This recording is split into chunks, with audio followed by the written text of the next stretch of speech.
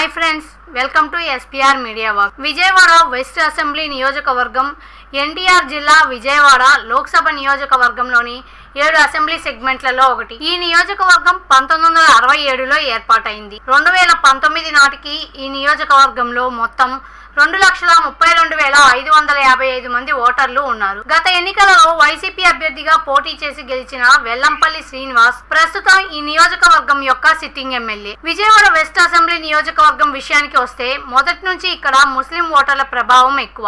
AP రాజకీయాల్లో ఇప్పుడు ఈ నియోజకవర్గం సీటు హాట్ టాపిక్ గా మారింది. ఈ సీటు కోసం వైసీపీ మాట ఉంచితే టీడీపీ జనసేన నేతలు పోటీ పడుతున్నారు. పొత్తులో భాగంగా ఈ సీటు తమకు కేటాయించాలంటూ జనసేన కోరుతోంది. ఈ క్రమంలో గత ఎన్నికల ఫలితాలని ఒకసారి విశ్లేషిద్దాం. 2009 ఎన్నికలలో పీఆర్పీ అభ్యర్థి వెల్లంపల్లి శ్రీనివాస్ కాంగ్రెస్ అభ్యర్థి మల్లికా బేగంపై పోటీ చేసి 8,342 ఓట్ల మెజార్టీతో గెలుపొందారు. 2014 ఎన్నికలలో వైసీపీ అభ్యర్థి జలీల్ ఖాన్ బీజేపీ అభ్యర్థి వెల్లంపల్లి శ్రీనివాస్ పై పోటీ చేసి 3,108 ఓట్ల మెజార్టీతో గెలుపొందారు. 2019 ఎన్నికలలో వైసీపీ అభ్యర్థి వెల్లంపల్లి శ్రీనివాస్, టీడీపీ అభ్యర్థి షబానా ముసరత్ ఖాతున్ మరియు జేఎస్పీ అభ్యర్థి పోతిన వెంకట మహేష్ పై పోటీ చేసి 7,671 ఓట్ల మెజార్టీతో గెలుపొందారు. 2024 ఎన్నికలలో వైసీపీ అభ్యర్థి షేక్ ఆసిఫ్, బీజేపీ అభ్యర్థి వైఎస్ చౌదరి మరియు సిపిఐ అభ్యర్థి జి కోటేశ్వరరావుల మధ్య పోరు జరగనుంది.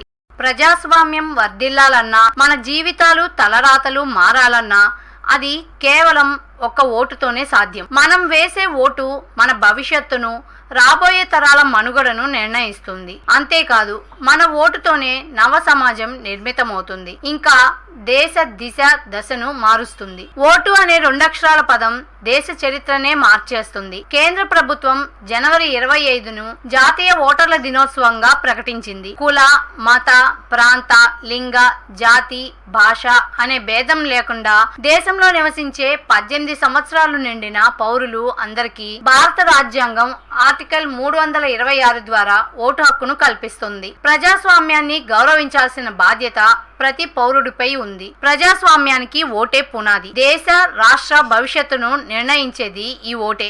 అలాంటి ఈ ఓటును డబ్బుకు, మద్యానికి అమ్ముకోకుండా భారత ప్రజాస్వామ్య పరిరక్షణ కోసం ప్రతి ఒక్కరూ తప్పనిసరిగా తమ ఓటు హక్కు వినియోగించుకోవాలి.